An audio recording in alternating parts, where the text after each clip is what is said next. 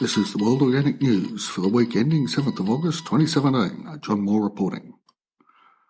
This week we are focusing upon a piece entitled How Farming Giant Seaweed Can Feed Fish and Fix Climate from the blog Kevin's Walk on the Wild Side. This blog post covers a new book by Tim Flannery, Sunlight and Seaweed, an argument for how to feed, power and clean up the world. Links in the show notes, of course. In the past, I've been surprised at some of Flannery's statements. A while back he was surprised at how quickly solar rooftop panels had taken off in Australia. After all, he'd projected 2030 or thereabouts for the level of usage we achieved in 2015. Little did he realise that price signals, rising power bills and increasingly cheaper solar panels would drive the uptake of this technology. In this book, young Flannery seems to have cottoned onto the possibilities of price signals combined with science, the sort of thing that created the Industrial Revolution and should reverse its unpleasant side effects just in time, we all hope. So to the article. Kelp, a form of seaweed, much less studied than it should be. You will recall the huge drop-off in cattle methane production when fed seaweed as part of their diet from a few shows back. The phenomena discussed on this occasion continues the greenhouse gas abatement line. Quote, the kelp draw in so much carbon dioxide that they help deacidify the water, providing an ideal environment for shell growth.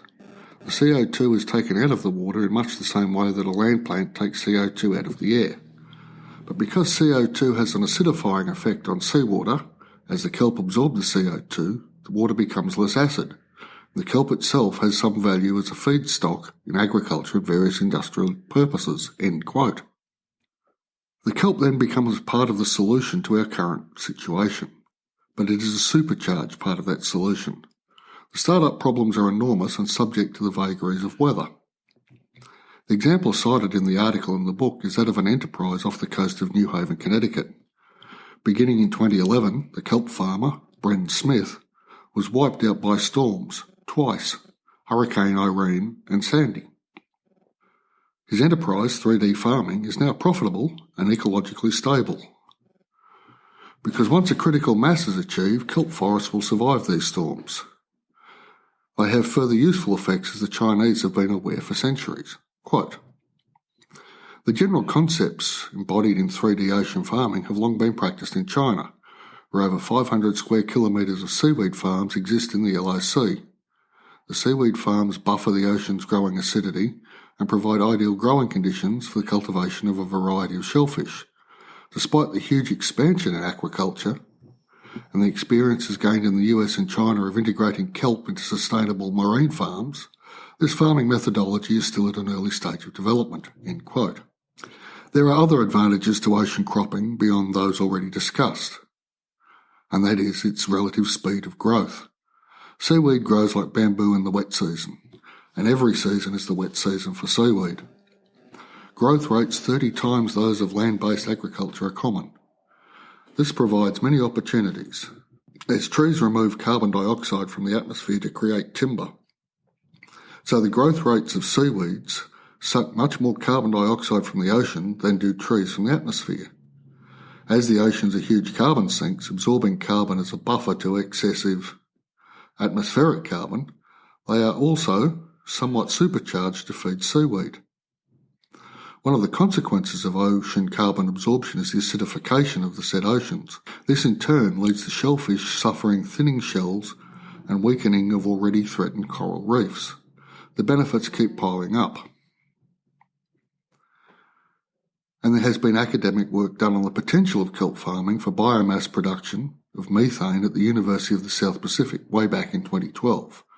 Quote, seaweed could produce sufficient biomethane to replace all of today's needs in fossil fuel energy while removing 53 billion tonnes of carbon dioxide per year from the atmosphere.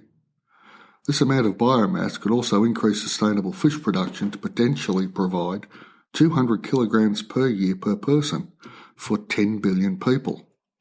Additional benefits are reduction in ocean acidification and increased ocean primary productivity and biodiversity. End quote. They further calculated that 9% of the ocean surface area would need to be converted to kelp farms. This is not an inconsiderable area, but a smaller area combined with terrestrial regenerative agriculture could still achieve useful results.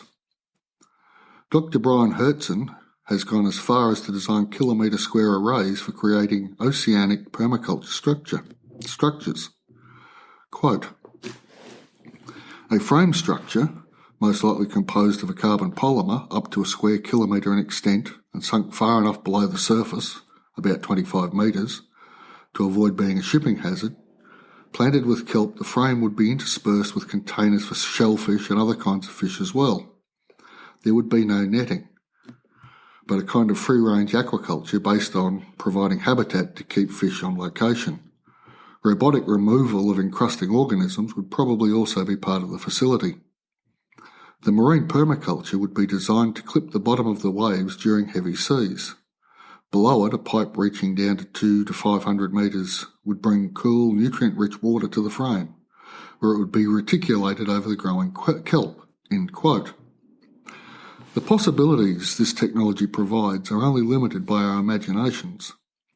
The key is to avoid a monoculture of kelp, which, in the wilds of the ocean, would be even more difficult to achieve than it is on land. Remembering that terrestrial monocultures are created with the use of herbicides, pesticides and artificial fertiliser, it seems financially prohibitive to grow anything other than a polyculture in the ocean. Win-win. I recommend you read both the article quoted from and Flannery's monograph. There is hope in this time. The forces which created the industrial pollution, the rising levels of carbon dioxide, the possible release of methane from the tundra and rising sea levels will fight to maintain their entrenched positions of privilege within the economy. But the alternatives are developing in such a cost-effective manner that price signals will overwhelm the rent-seeking trenches being held by the remnants of the old order. There is indeed nothing more powerful than an idea whose time has come. And on that happy note, we'll end this week's episode. If you've liked what you've heard, please tell everyone you know any way you can. Any suggestions, feedback or criticism of the podcast or blog are most welcome. Email me at podcast@worldorganicnews.com. Thanks for listening, and I'll be back in a week.